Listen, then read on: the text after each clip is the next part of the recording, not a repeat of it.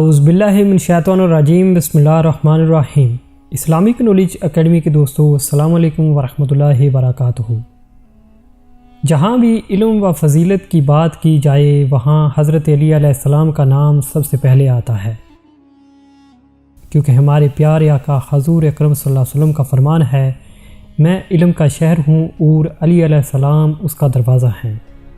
تو جس ہستی کو نبی کریم صلی اللہ علیہ وسلم نے علم کا دروازہ قرار دے دیا تو اس کی ذہانت کا عالم تو یہ ہونا ہی تھا کہ ممبر خطابت پر بیٹھ کر سلونی سلونی کی صدائیں لگانی تھی، یعنی پوچھ لو جو پوچھنا چاہتے ہو اور میں اس کا تشفی جواب تمہیں عطا کروں۔ آج کی ہماری اس ویڈیو میں ہم حضرت علی علیہ السلام کی ذات گرامی سے منسوب کچھ فرمان آپ کے ساتھ شیئر کرنے جا رہے ہیں، جن سے آپ کے علم و فضل کے مرتبے کو سمجھنے میں مدد ملے گی۔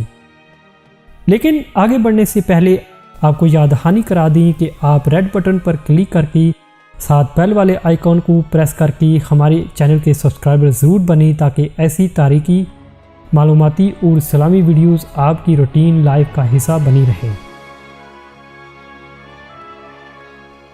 دوستو، نجم البلاغہ میں آپ علیہ السلام کا فرمان ہے، حکمت کی بات جہاں کہیں ہو اسے حاصل کرو، کیونکہ حکمت منافق کے سینے میں بھی ہوتی ہے، لیکن جب تک اس کی زبان سے نکل کر مومن کے سینے میں پہنچ کر دوسری حکمتوں کے ساتھ بحال نہیں جاتی، تڑپتی رہتی ہے۔ پھر نجم البلاغہ میں آپ علیہ السلام کا 4 چیزوں کے بارے میں فرمان ہے جو اگر کسی مومن کے پاس ہوں تو کبھی بھی محروم نہیں رہتا۔ جس شخص کو 4 چیزیں عطا ہوں، سب سے پہلے نمبر 1، جو دعا کرے وہ قبولیت سے نا امید نہیں ہوتا۔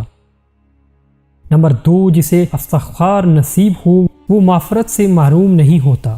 نمبر 3، جسے توبہ کی توفیق ہو وہ مقبولیت سے نا امید نہیں ہوتا۔ نمبر 4 پر آپ علیہ السلام نے شکر کے بارے میں فرمایا، جو شکر کرے وہ اضافے سے محروم نہیں ہوتا، اور اس کی تصدیق قرآن مجید سے ہوتی ہے۔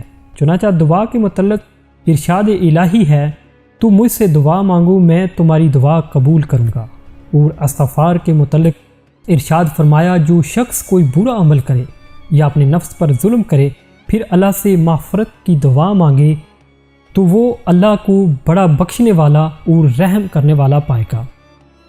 اور شکر کے بارے میں ہے، اگر تم شکر کرو گے تو میں تم پر نعمت میں اضافہ کروں گا۔ اور توبہ کے لیے فرمایا، اللہ انہی لوگوں کی توبہ قبول کرتا ہے جو جہالیت کی بنا پر کوئی بری حرکت کر بیٹھیں پھر جلدی سے توبہ کر لیں، تو خدا ایسے لوگوں کی توبہ قبول کرتا ہے، اور خدا جاننے والا ہے اور حکمت والا ہے۔ یہاں پر ایک اور بہت ہی خوبصورت فرمان آپ کے ساتھ شیئر کریں۔ آپ علیہ السلام نے فرمایا، صدقے کے ذریعے روزی طلب کرو۔ نجم البلاغہ میں آپ علیہ السلام کے وہ حکمت والے فرمان ہیں جن سے آپ کو علم اور فضل کی باتیں ملتی ہیں۔ یہاں پر صبر کے بارے میں آپ علیہ السلام کا فرمان آپ کے ساتھ شیئر کرتے چلیں۔ حضرت علی علیہ السلام کا فرمان ہے، صبر کرنے والا ظفر و کامرانی سے محروم نہیں ہوتا، چاہے اس میں طویل زمانہ لگے۔ خواتین و حضرات، حضرت علی علیہ السلام کی ذہانت و فضل کی بے شمار فرمان اور واقعات ہیں جسے اگر بیان کرنے آئیں تو شاید اس ویڈیو کا کبھی خاتمہ ہی نہ ہو، مگر مجھے یہاں آپ سے اجازت لینی ہے۔ پوری امید رکھتے ہیں آپ کو ہماری یہ کوشش ضرور پسند آئی ہوگی۔ اظہار پسندیدہ بہترین طریقہ یہ ہے، اس ویڈیو کو لائک اور شیئر کیجیے۔